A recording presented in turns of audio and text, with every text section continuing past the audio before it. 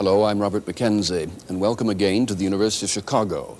It was here in 1976 that Milton Friedman, professor of economics, learned that he'd been awarded that year's Nobel Prize for economic science. The university is, in a sense, his intellectual and professional home, and that's why Free to Choose has been coming here for the past several weeks. Now, the subject tonight is education, and it's often pointed out that there's intense dissatisfaction in many quarters with the state of public education. Billions poured in of taxpayers' money, yet too many youngsters leaving school without adequate skills in reading and other such equipment they'll need later on in life. Well, now, when that happens, what can be done about it? Milton Friedman, himself a teacher most of his life, has diagnosed the problem, and he believes he has a solution, as we'll see in this film.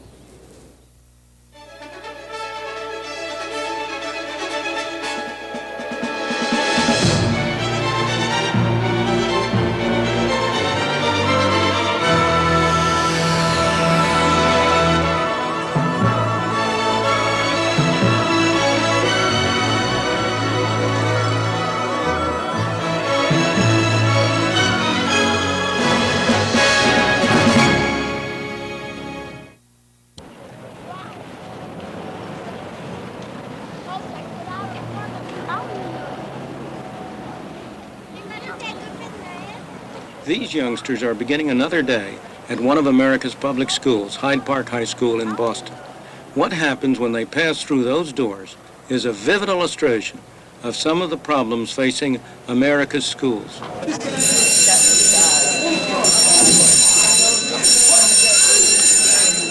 They have to pass through metal detectors. They're faced by security guards looking for hidden weapons. They're watched over by armed police.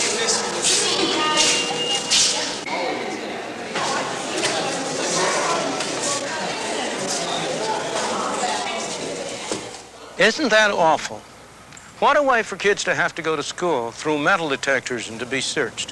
What can they conceivably learn under such circumstances? Nobody is happy with this kind of education. The taxpayers surely aren't. This isn't cheap education. After all, those uniformed policemen, those metal detectors have to be paid for.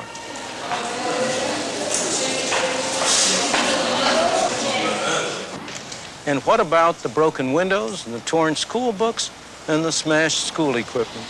The teachers who teach here don't like this kind of situation. The students don't like to come here to go to school. And most of all, the parents. They are the ones who get the worst deal. They pay taxes like the rest of us. And they are just as concerned about the kind of education that their kids get as the rest of us are.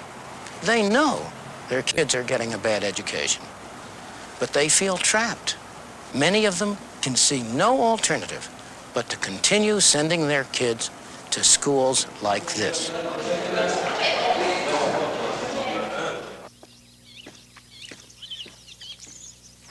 To go back to the beginning, it all started with the fine idea that every child should have a chance to learn his 3 R's.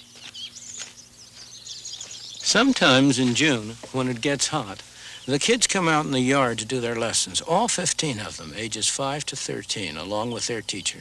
This is the last one-room schoolhouse still operating in the state of Vermont. That is the way it used to be. Parental control, parents choosing the teacher, parents monitoring the schooling, parents even getting together and chipping in to paint the schoolhouse as they did here just a few weeks ago. Parental concern is still here, as much in the slums of the big cities as in bucolic Vermont. But control by parents over the schooling of their children is today the exception, not the rule. Increasingly, schools have come under the control of centralized administrations, professional educators deciding what shall be taught, who shall do the teaching, and even what children shall go to what school. The people who lose most from this system are the poor and the disadvantaged in the large cities. They are simply stuck. They have no alternative.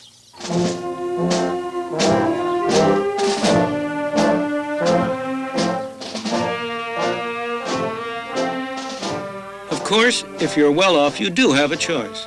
You can send your child to a private school, or you can move to an area where the public schools are excellent, as the parents of many of these students have done.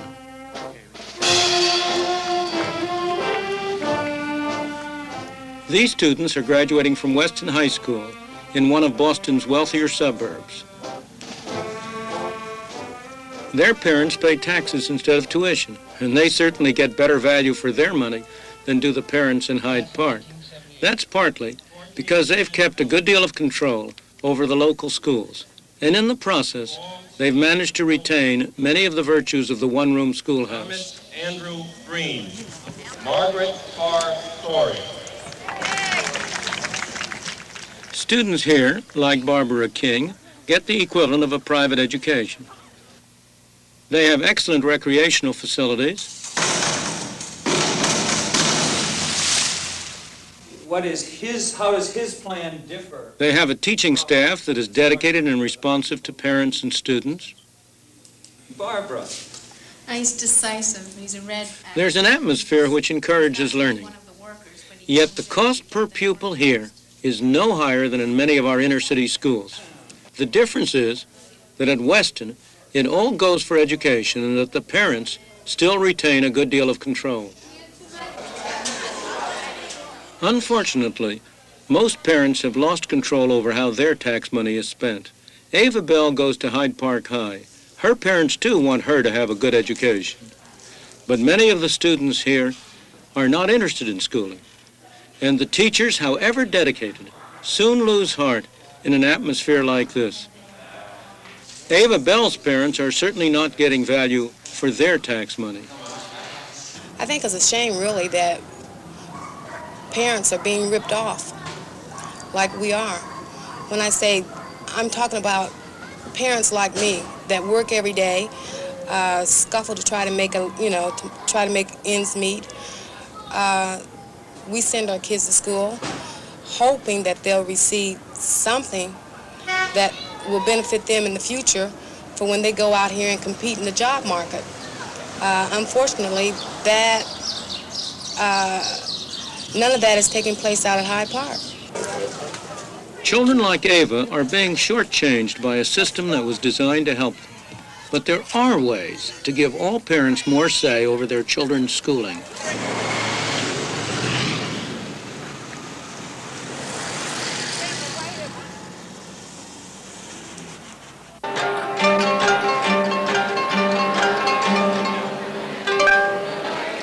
This is a fundraising evening for schools supported by a voluntary organization, New York's Inner City Scholarship Fund. The prints that have brought people here have been loaned by a wealthy Japanese industrialist. Events like this have helped raise $2 million to finance Catholic parochial schools in New York. The people here are part of a long American tradition. The results of their private voluntary activities have been remarkable.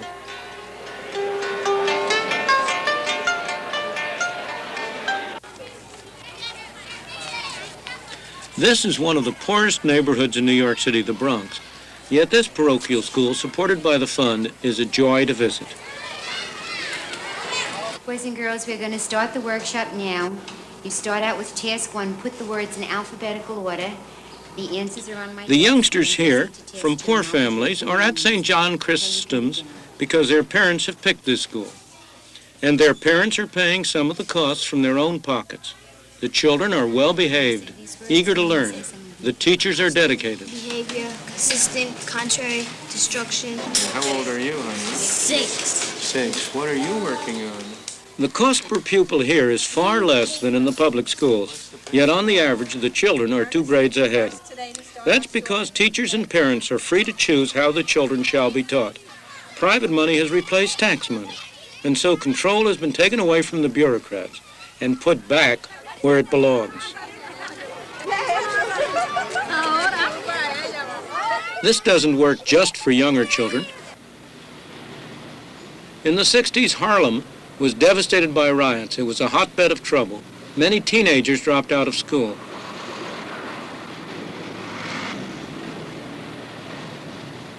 Groups of concerned parents and teachers decided to do something about it. They used private funds to take over empty stores, and they set up what became known as storefront schools. One of the first and most successful was Harlem Prep. It was designed to cater to students for whom conventional education had failed. was a very dangerous president in the sense that he was excessively popular. Many of the teachers didn't have the right pieces of paper to qualify for employment in public schools. That didn't stop them from doing a good job here. A lot of the students had been misfits and dropouts. Here they found the sort of teaching they wanted. After all, they had made a deliberate choice to come to Harlem Prep. It was a very successful school. Many students went on to college, and some to leading colleges. But after some years, the school ran short of cash. The Board of Education offered Ed Carpenter, the head of the school and one of its founders, tax money, provided he would conform to their regulations. I love him, and we got along, and I know he's busy, but sometimes... After a long battle to preserve independence, he finally gave in. The school was taken over by bureaucrats. And I know he doesn't, but I was a little bit hurt. And basically we have 3. I felt that a school like Harlem Prep would certainly die and not prosper under the rigid bureaucracy of a Board of Education. We had to see what was going to happen. I didn't believe it was going to be good. I'm right. What has happened since we've come to the Board of Education is not all good. It's not all bad, but it's more bad than good. Now, again, we divide things into categories, but the categories really what? The school may not look different yet, but 30 of the former teachers have gone. Ed Carpenter has resigned. The school is being moved to a traditional school building. No one, except maybe the bureaucrats, is very optimistic about its future. Unfortunately, the strangling of successful experiments by bureaucrats is not unusual. The same thing happened in California at a place called Alum Rock. For 3 years, parents at this school could choose to send their children to any of several specially created mini-schools, each with a different curriculum. The experiment was designed to restore choice to those who were most closely involved, the parents and the teachers. Probably the most significant thing that happened was that the teachers, for the first time, had some power, and they were able to build the curriculum to fit the needs of the children as they saw it. The state and local school board did not dictate the kind of curriculum that was used in McCollum School. The parents became more involved in the school. They attended more meetings.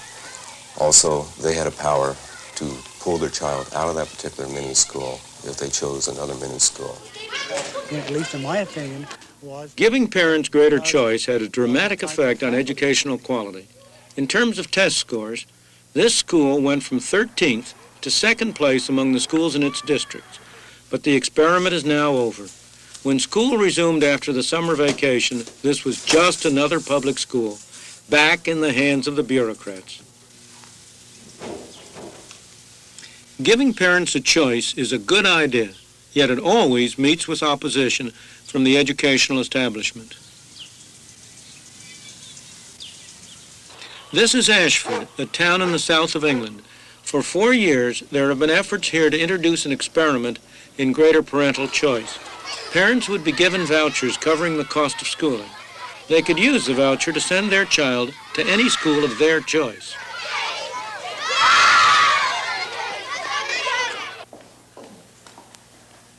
I have long believed that children, teachers, all of us, would benefit from a voucher system. But the headmaster here, who happens also to be secretary of the local teachers union, has very different views about introducing vouchers. We see this as a barrier between us and the parent.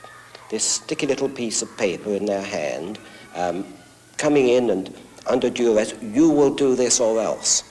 We make our judgment because we believe it's in the best interest of every Willie and every little Johnny that we've got, and not because someone's going to say, if you don't do it, we will do that. It's this sort of philosophy of the marketplace that we object to.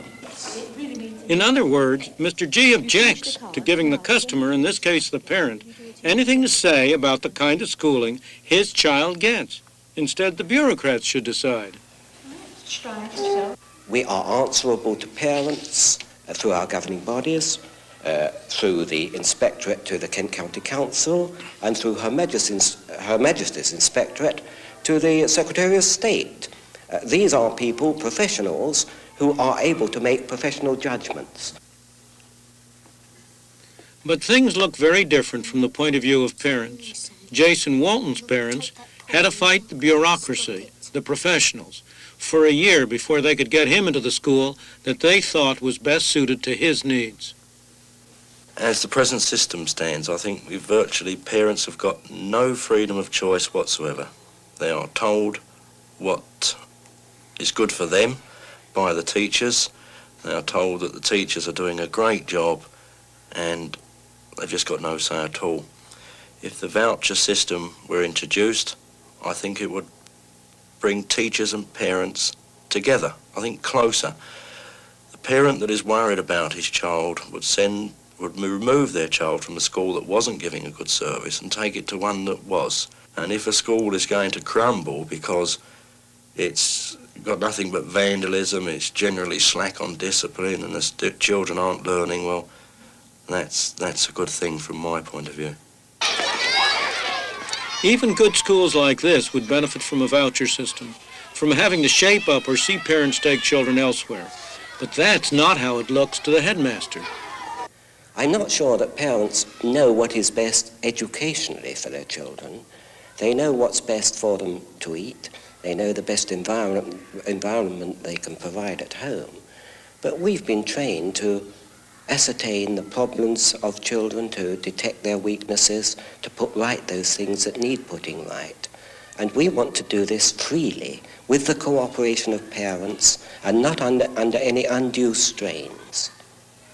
Well, I can understand the teacher saying, yes, it's a gun at my head, but they've got the same gun at the parent's head at the moment. The parent goes up to the teacher and says, well, I'm not satisfied with what you're doing, and the teacher can say, well, tough. You can't take him away, you can't move him, you can't do what you like, so go away and stop bothering me. That can be the attitude of some teachers today, and often is. But now that the positions are being reversed and the roles are changed, I can only say tough on the teachers. Let them pull their socks up and give us a better deal and let us participate more. In America, there is one part of education where the market has had extensive scope. That's higher education. These students attend Dartmouth College, a private school founded in 1769. The college is supported entirely by private donations, income from endowment, and student fees.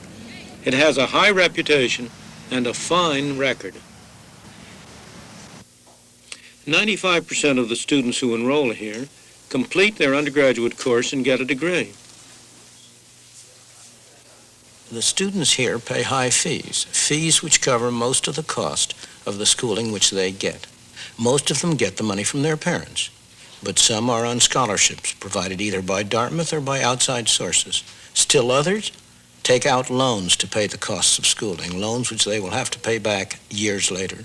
Still others work either during the school year or during the summer to pay the costs. Many students work in the college's own hotel. This girl is helping to pay her own way, which is pretty good evidence that she's serious about getting an education. Lovely sauce for the fish. Sure, it's a lemon and butter sauce. Would that be okay? Parents of prospective students come here on shopping expeditions to check out the product before they buy. What you have here is a private market in education. The college is selling schooling. The students are buying schooling. And as in most such markets, both sides have a strong incentive to serve one another. For the college, it has a strong incentive to provide the kind of schooling that its students want. If it doesn't, they can simply pick up and go elsewhere. For the students, they want to get their money's worth. They are customers, and like every customer everywhere, they want to get full value for the money they are paying. Really would like to know where the chromium is binding on these nucleotides. There is some stuff here, we'll put some more. And so, much of the success here comes from the fact that students understand precisely the costs involved, and they are determined to get their money's worth. Different compounds elute. They send you sheets saying how much everything costs all the time so that you know exactly, you can break it down per lecture. And when you see each lecture costing $35 and you think of the other things you can be doing with the $35, you're making very sure that you're going to go to that lecture. Many of the buildings and facilities at Dartmouth have been donated by private individuals and foundations. Like other private universities, Dartmouth has combined the selling of monuments with the provision of education, and the one activity reinforces the other. A full program in women's studies. The students, in effect, earn part of their keep by helping to solicit alumni for contributions, knowing full well that they will be solicited in their turn. If we could get any sort of pledge from you, it would be greatly appreciated. It's another way in which the real value of education is brought home. Right. Well, I can't tell you how much the alums... Really, it's because of your donations and people like you that I'm able to go to Dartmouth. Otherwise, I'd be paying more than $12,000. Well, thank you. You pay about 50% of our tuition. I don't know if you're aware, but that's fine. Actual pledges and half. This may not be the usual idea of an economic market, but it is nonetheless a marketplace where buyers can choose and sellers must compete for custom. For the 1978 Right, I realize that too. What happens when the educational market is distorted? Look at state colleges and universities. Their fees are generally very low, paying for only a small part of the cost of schooling. They attract serious students, just as interested in their education as the students at Dartmouth or other private schools. But they also attract a great many others. Students who come because fees are low, residential housing is good, food is good, and above all, there are lots of their peers.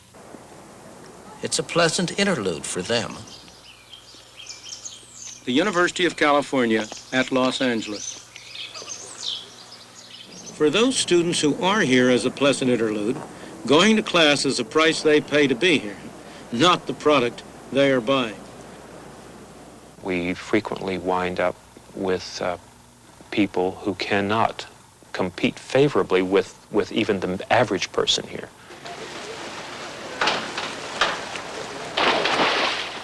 There is a magnet here for everything. We have the best weather, practically speaking, in the country. Hollywood is here, Beverly Hills is here, the social scene, the television industry in this country is centered here. The justification for using tax money to support institutions like this is supposed to be so that every youngster, regardless of the income or wealth of his parents, can go to college.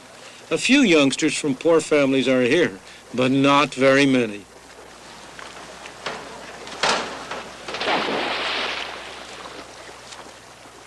Most of these students are from middle and upper income families, yet everybody, whatever his income, pays taxes to help support these institutions.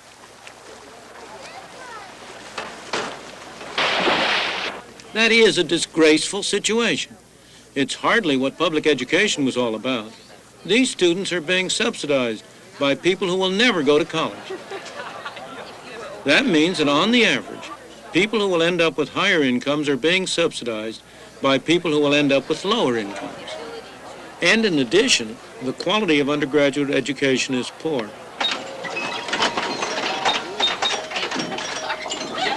Undergraduate teaching is not what UCLA is famous for. Aside from its athletic teams, UCLA's reputation is for graduate work and research.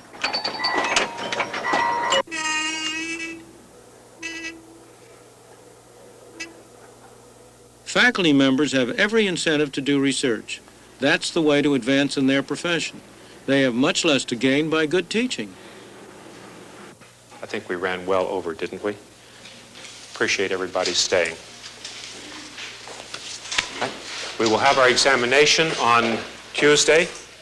Only about half of those who enroll at UCLA complete the undergraduate course.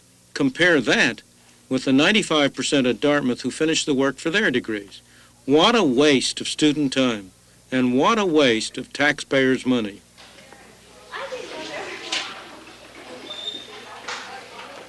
What should we do about this disgraceful situation? We must not deny any young man or woman who desires one an education.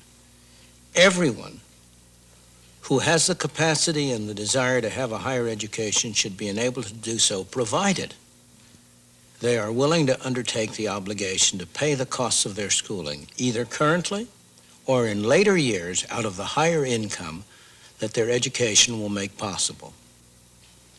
We now have a governmental program of loans which is supposedly directed to this objective, but it's a loan program in name only. The interest rate charged is well below the market rate. Many of these loans are never paid back. We must have a system under which those who are not able or do not go to college are not forced to pay for those who do.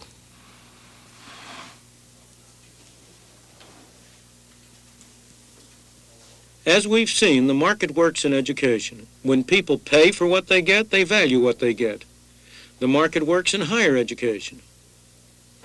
The state of being uneducated, you don't know enough. It can also work at the level of primary and secondary education. Ignorant, right.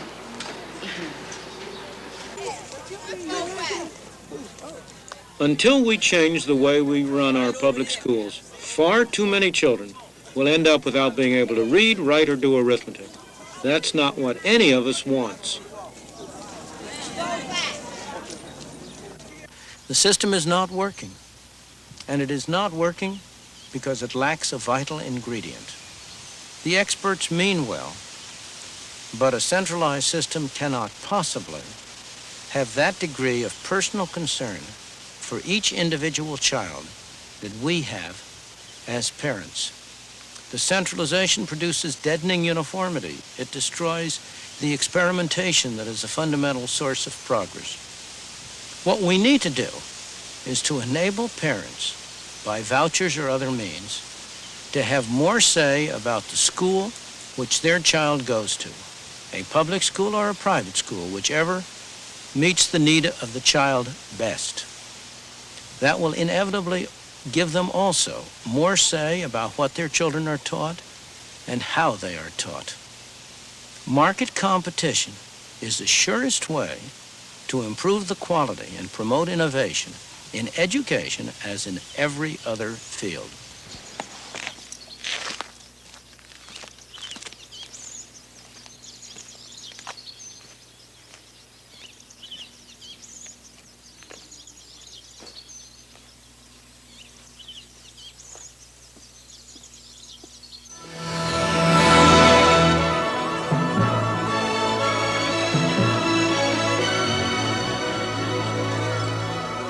The distinguished guests tonight are all intimately concerned with the world of education. So let's find out how they react to Friedman's analysis. I think it's very foolish to throw out something that you've got and that has some shortcomings but is very, very good in order to try out someone's pet ideas. Well, before we ask Milton to reply to that, let's get other views on that same quotation. Market competition is the surest way to improve the quality and promote innovation in education. John Coons. Well, of course, there's enormous evidence that that is exactly right. And we see it in the case in California that I observe every day of low-income children whose families are making great sacrifices to go to schools that operate at a third of the cost of public education and are turning out kids who are performing and are learning and achieving at very high levels. On the other hand, I wouldn't want to suggest that that unlimited competition is the answer to every problem. And indeed, the whole definition of competition is very ambiguous. It seems to me that if one is truly interested in liberty, which I think is the ultimate value that Milton Friedman talks about, one has to be very careful how he structures the kinds of subsidies that are proposed for education so that you do not wind up with the poor in one kind of school and the rich all in the other, and very little liberty for low-income people left over, which is what I think he has in mind. That is, I don't think he has that result in mind. He has the hope in mind of liberty, but that it's going to need a certain kind of tailoring before it works that way. I think your remarks about free competition are very unfair for a very simple reason. You cannot have free competition where one group of schools must accept every single student who comes along, no matter what his physical or emotional handicaps or other problems. Whereas the very essence of a private school and your voucher school is that they're going to be able to keep out the students, and the finest schools that you saw in that film were schools that deliberately kept out the most difficult students. Of course you can have a wonderful school if you pick students who are whose parents whose parents are so highly motivated that they're willing to spend more money and willing to go out of their way to do something like that. Now, the public schools have to take the handicap, must provide bilingual education, must engage in busing or other programs in terms of integration, must do all of these things, whereas the private school can come along and say, well, if your child has no problems, you know what we can do? We can offer you a school where you don't have to sit next to a child with these other problems. We're going to put you next to other children who are advantaged. I think in the real world there is no competition between private schools and public schools, because private schools, especially parochial schools, do not have to comply with federal and state mandates and constitutional limitations and things of that sort. Dr. Andrig. I think the part of the film that speaks to the greater parental involvement I agree with very enthusiastically. However, I think the solution is the wrong solution for the problem that you identify. I think the role of public education in democracy is not akin to that of the marketplace.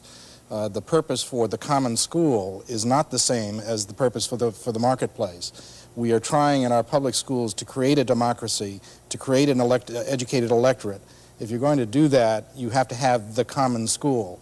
How far do you accept his analysis of the present condition of the public education system? A pretty drastic analysis. Well, I think he's established three straw men that I think have to be challenged, with all respect, Professor Friedman. The first is that there is a profession of educators out there which is run amok. We have the most decentralized system in the world in American education. 16,000 school districts that are governed not by the profession, but by elected citizen representatives, most of whom are parents. Secondly, you long, as I would, for the good old days of the one-room school in Vermont. That school served a small proportion of the youngsters for a short period of time, and those days will never come back. Third, you use as an example of American education a troubled high school in an urban center. In your bailiwick. In my bailiwick, which is not typical of where the American student goes to school, first of all, and secondly, is not typical of the city of Boston. And I do think it's important to point out that that particular school, at the time that you took the filming there, or your production crew did, was in the middle of a desegregation process that was not anywhere remarked about in the film. So it was not a typical example either of education in America or of education in Boston. The one unsurprising thing about these comments is that all of the opposition to allowing the market work comes from people who have a very strong vested interest in the present public school system. I am not proposing, we are not proposing to destroy the public school system. We are only asking that the public school system should be free to compete, should be open to competition. If it is really as good as you people make it out to be, it has nothing to worry about. Now, in terms of your comment, of course there's a great deal of decentralization. We showed a very good school in this film as well as a very bad school. There are many good schools. And the more decentralized the control, in my opinion, the more satisfactory is the schooling. The real problem is concentrated in those areas where decentralization is broken down, where you have moved to much greater centralization, much greater control. And the main trouble areas are in the large cities. That's why we picked that school to show. In response to the question of the excellence of the schooling that's coming, I think there is nobody who can question the declining SAT scores, the declining scores on exams, the declining performance in the schools, the fact that there is widespread dissatisfaction, that many schools, not all schools, some schools in urban areas are more accurately described as centers to keep people off the street than as educational institutions. When you have a free market, there are dangers that go along with that market. Now, we know that there are people in our society who buy consumers' reports, and there are people who do a great deal of research before they buy something, and there are other people who are taken in by the crass commercials and an instant appeal to give them some sort of a gimmick with a thing. And I think that the evidence is pretty clear that if you take middle-class and wealthier families, they're going to do a good deal of research. They may very well be able to invest some additional money of their own to take some inconvenience.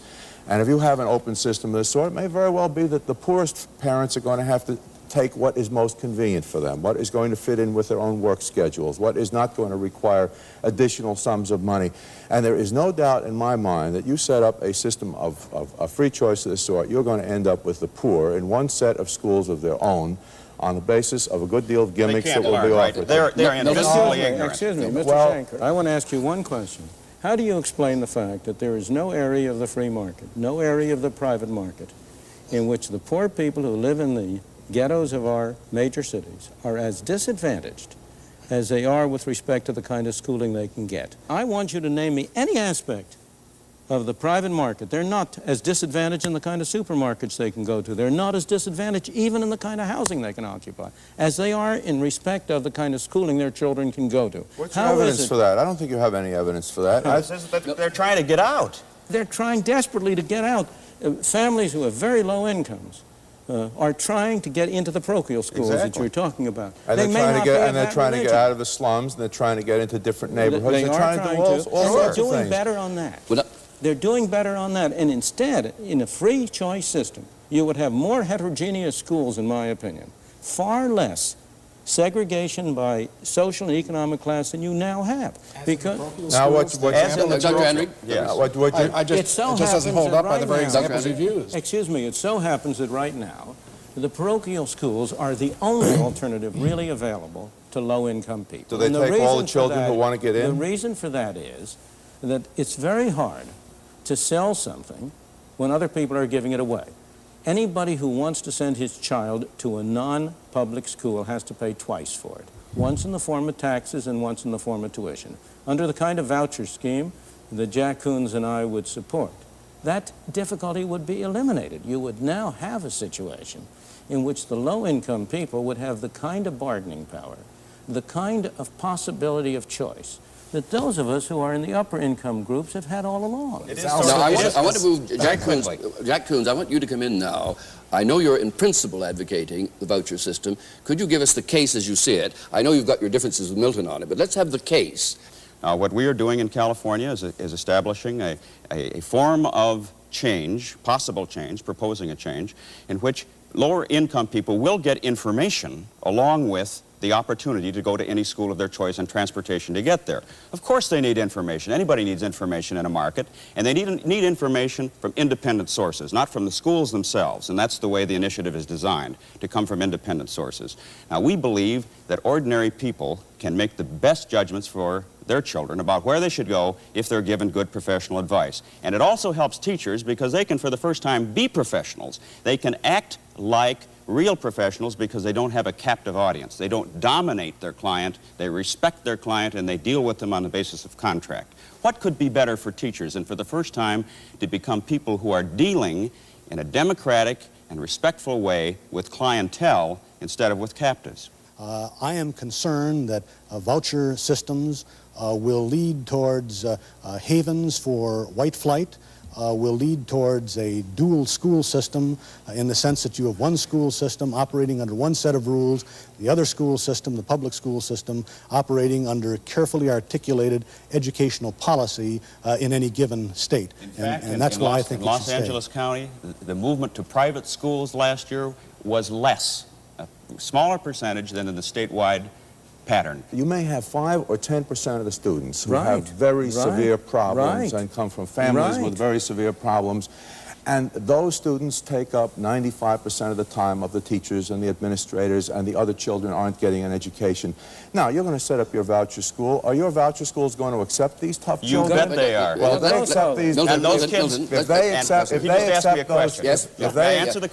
accept those children, I'll tell you what's going to happen. Okay, you tell me and then I'll tell you. What's going to happen is that the parents of all the other children are going to move right out and go to another school, because ultimately you're going to have to deal with hardcore problems. John Koons. Whether it's in a private school or whether it's in a public school. In other words, that kid isn't tough in the school that he's in because he's stuck there. He's just a rotten, tough kid. He may be a kid with a lot of problems, not rotten. You can't imagine a situation where if he were given choice and allowed to go to a school that he liked and to which he would connect emotionally, that he would no longer be a troublemaker, but that he would like to stay in a place where he has chosen and would therefore do what is necessary to stay there and to learn. You know, I don't think you've been near schools or classrooms for a Thanks heck a lot. of a long time. I happen to have 5 kids who've done a lot of time in public and private schools both. We're not talking about the problems that your children have. Let's go around the table. I have to get to this point because I think it's a very crucial one. I don't think Mr. Schenker is saying that you should never use a doctor if you have cancer, who hasn't himself had cancer. No, I Let's say get that. rid of the idea that the only people who are competent to judge about whether a school is good or bad is a parent who at the moment has children in that school. The plain fact is that children are not born troublemakers. They do not emerge from the womb. Some of them do, of course, but most of them do not. Most of the cases of the tough kids in the schools you're talking about are tough kids because they're lousy schools, because the schools do not evoke their interest, because the school does not attack. You're dead wrong. You're Give dead. them choice. Now, wait a minute. Now, I want Greg Andring on this one. Milton, yes. It's not often I have a chance to tell a professor he's wrong, but with all respect, Professor, the problems that you see in the urban schools of this country are not problems of the schools. They're problems of poverty. And they're problems of what do you do when, for demographic and sociological and economic reasons in a country like ours, you begin to concentrate those people who are poor in the inner and older parts of the cities of our country. That's when the problem comes. And it's not just a problem of schools. It's a problem of housing, of jobs, of medical care, of social services, and the same problems crop up. And to say that the answer to that is take one part of that element and say just set up a competitive marketplace is not dealing with the problem. The problem is the problem of poverty. We've dealt with the problem. I am struck with the anomaly that arises out of any of this discussion of the voucher system. The facts are that government support, call it subventions, call it direct aid, call it grants and aid, call it vouchers, call it anything, will lead ultimately to government control of the private schools, thus undercutting the alternative nature of private schooling and hurting it at its very source. Well, then you ought to look at our initiative. With that on the higher education level, you had the whole GI Bill. Did the GI Bill really lead fundamentally to control of all the schools? There's a fundamental difference between government giving money to an institution, to a school. That does lead to control directly. And government giving money to people to use. The food stamps don't determine what people buy with their food stamps. They may be a good or a bad program. That's not my point. My point is that don't underestimate the crucial difference between making money available to parents to spend as they choose to exercise their judgment and making money available to institutions like schools, which they spend subject to all the conflicts which they have with school teachers and others. You use Dartmouth as an example. And I think the concerns that I have about the voucher systems, the various ones proposed, is not with the one applicant that can get accepted to Dartmouth, but with the 8 applicants that don't get accepted to Dartmouth. What's going to happen to that group of youngsters? You can have a situation in the free marketplace where everybody takes the cream. But what about the youngster that doesn't measure up? What about the youngster that's a risk? It seems to me that some of the greatest leaders of this country were people that would have been rejected by Dartmouth and most of the Ivy League schools. Let's get other views on this, then we'll come back to you. I just want to comment, because I have to comment on 2 points, the one he made earlier about poverty and this one. But on this one, Dartmouth is one of the best examples of the private schools. UCLA is one of the best examples of the state schools. That's why we chose them. There are many other private schools which are not as selective and are available to people who can't make the Dartmouth cut. There are many other public schools, state schools, that are less advanced than UCLA and the California system. There are all sorts of grades of schools. But the difference between the two is the same at lower levels. Now, I do want to make one comment going back to your poverty thing, and that is that, first of all, other programs in this series deal with the issues you've raised. But second, do not underestimate the role which bad schooling provided by our present governmental mechanism has played in creating poverty. It's been a major source, particularly among black and white teenagers coming up to the slums. It's been a major source of their difficulties of getting out of the trap of poverty. So it's not a one-way relation between poverty and the schools. The schools have themselves bear a great deal of responsibility. The reason the schools bear it, and it isn't the schools directly, it's that we don't put enough resources in for children who need special and additional help because they are not getting it in their homes, or they're not getting the same sort of support in home and community as middle-class kids do. And then we wait until the child is 16 or 17 and drops out, and then we provide a youth employment program for them where we spend between $5,000 and $10,000 to try to undo what could have been undone in the first, second, and third grade if we had a decent investment in our public schools. I have never yet known anybody who was trying to defend a government program who didn't say all its evils came from the fact that it wasn't big enough. Now, the fact is... Would you think that children with problems need the same amount of education and the same amount of investment as children who don't have special problems? I just want to tell you some facts. The number of students in schools has been going down. The total expenditures on schools, allowance being made for inflation, after allowing for inflation, has been going up. The number of pupils has been going down. The number of teachers have been going up. And by all accounts, the quality has been going down. Actually, just a minute now. You know that the economics of taking a few Mr. students out of a class doesn't reduce costs. We got on to higher education, and I don't want to leave it without getting the rest of Milton's thoughts on it. In particular, you seem to be coming to say at the end of the film that the right answer is a system of realistic loans where people therefore know what it's costing, rather than trying to hold down college fees and that kind of thing. Absolutely. Yeah, and I think that the higher education is the most disgraceful example on the record. I know of no governmental program that seems to me is so unfair and disgraceful in imposing costs on low-income people to benefit high-income people. We in the upper and middle-income classes have conned the poor in this country to supporting our children in going through college and university, and we scream to the treetops about how disinterested and how public-spirited we are. We ought to have a system under which everybody who wants to go to college can go there. He has to pay his own way, either now or later on. And the schemes I have in mind, if we developed it more fully, and as I have in other contexts and other areas, are along the line of the Educational Opportunity Bank that Professor Zacharias of MIT and a commission appointed by President Johnson came up with as a way of enabling students to finance their own higher education without facing the problem you raised of ending up with a large dollar debt. I do think that, Dr. Henry, with some trepidation with the professor, I raised a question of taxation. That is that I agree that we need better loan systems than we have. But as I understand the American tax system in general, as a generality, it is a graduated system. Absolutely. It is an equalizing system. And to reach the conclusion no, that it is not. It's on paper, but you got to look at the facts. Well, what I'm trying, it is a system which the wealthier get, or the middle class gets taxed more than somebody who's making a lesser salary. To say then that the poor are funding that's true public higher education, where middle class youngsters, and by the way, a lot of poor youngsters go as well, it doesn't fit with my understanding, at least, of the tax system. Now, I'm not an economist, I admit it. Well, it turns out that there have been some very careful studies made of exactly what you're describing. There's one particularly careful one for California. There's one for Florida. These show, it's not a minor item, that if you take the total receipts from expenditures on higher educations going to the lower classes and the total taxes they pay that are used for higher education, the lower classes are paying more than they're getting, and the higher classes are getting more than they are paying for. Now, I'm myself a beneficiary of this subsidy. I'm one of the worst cases on record. I went to a state school, Rutgers University. I went on a state scholarship. The poor suckers in the state of New Jersey paid for my going to college. I personally think that was a good thing. There are many people who have different opinions about that. But I personally think it was a good thing. But I don't see any reason whatsoever why I shouldn't have been required to pay back that money.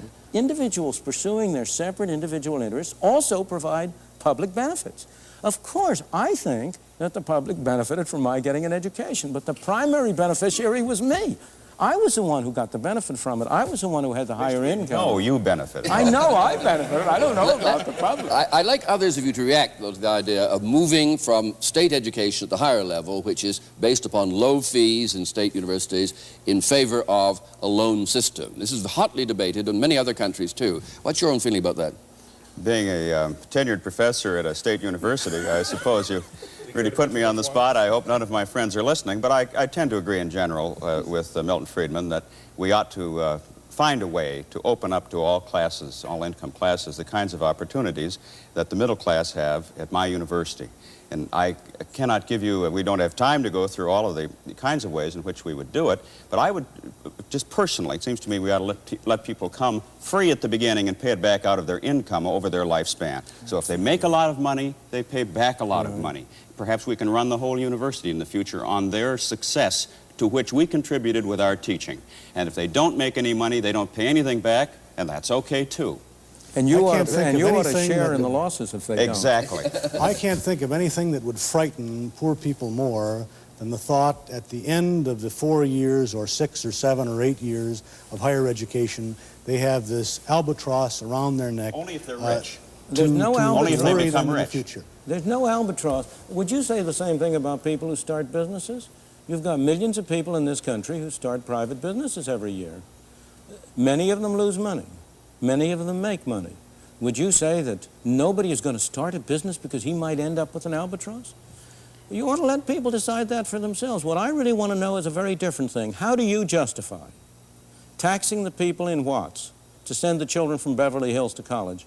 That's a demagogic statement, but it happens to be empirically a correct statement. How do you justify it? Well, I don't know how we justified taxing all the people of this country to send the GIs under the GI Bill, but I'm very grateful that we did it. I don't know what this country would have done in the post-war period without a huge number of educated people in a whole bunch of fields that opened up after that. And I doubt very much that the GIs would have come back at the age that they were and everything else and would have decided that now they're going to take out loans in order to go to college. Yes, they were poor, and they went because they had government support to go and because basically there were a lot of state-supported low-tuition schools. And if you didn't have the state schools and if you didn't have the government support, we would have been without those people, and I don't know what would have happened either to our strength or to our economy without that. The history of this country goes back a little bit before 1945. It goes back 200 years. State schools, universities, were a minor part of the total higher educational system for a long time. That educational system did generate a great many educated and schooled people, a great many people who made great contributions to this country. What percentage of people went to college before World War II in this country? The percentage that was going to college was going up and rising. You know, let me tell you another statistic. I hate to introduce statistics, but let me tell you one more thing. Do you know that the percentage of the students at private universities who come from low-income classes is higher than the percentage of students at state universities, at government universities that come from the lowest income classes? Because they're there with government assistance. Most cases they're there with government assistance, which in many cases favors the privates as against the public schools. In most cases, they're there with private scholarships that have been contributed by people, which is all to the good. Dr. Enriquez. We come back to the point that I tried to make earlier with Dartmouth. The reason the public higher education system developed, the reason that you have the UCLAs and others is not simply that government went amok or bureaucrats went that way, but because 8 of those students were not getting into Dartmouth, and there was not a place for them. And it was public higher education that opened up its doors to those students. Those are the youngsters that now have an opportunity they wouldn't have had before. I think on the issue of loans, that it's as with all complex human tasks, it's not an either-or situation. You need a mix of strategies. I think you need a mix of strategies on the issue of alternatives for youngsters in schools. I think you can have, as indeed you do have, alternatives within public school systems. I think you can have alternatives within schools. I think you can have competition through open enrollment kinds of arrangements. I am fearful, however, always, for those 8 youngsters that can't get in to something which is basically selective and exclusive.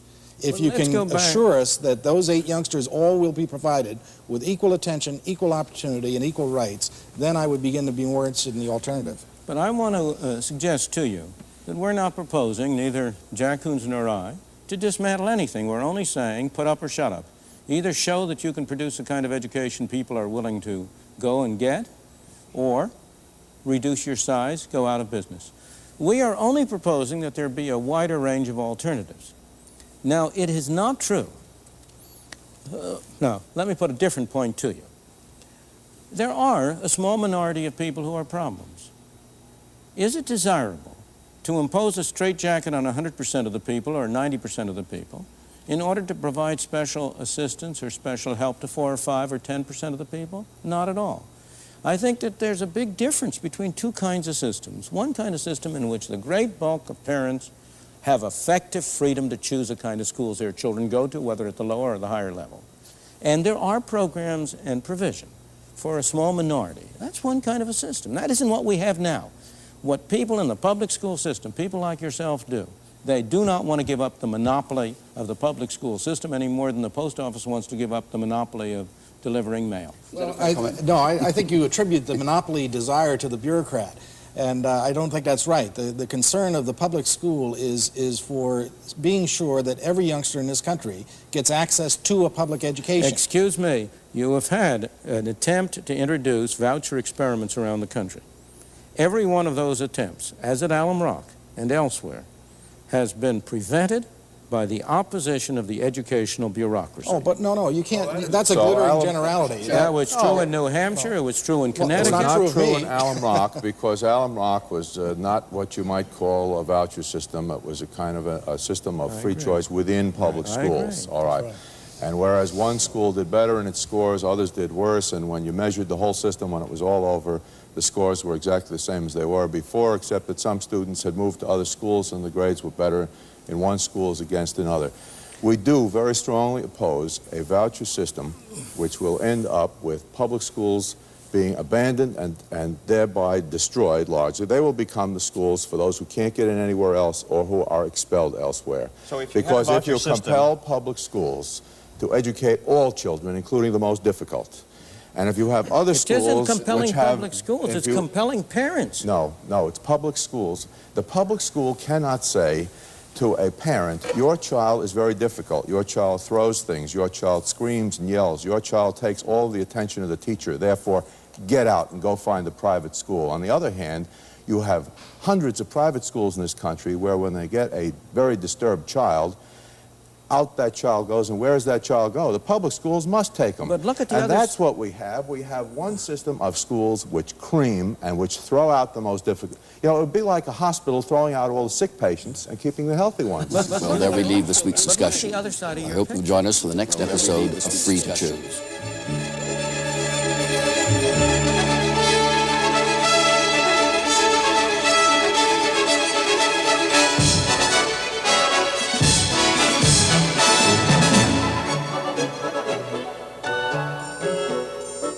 Should consumer protection agencies have the right to decide for us what we eat and drink and wear? Should government bureaucrats have the power to rule on what medicines doctors are allowed to prescribe? Or should we all be free to decide for ourselves? Don't miss Free to Choose next week.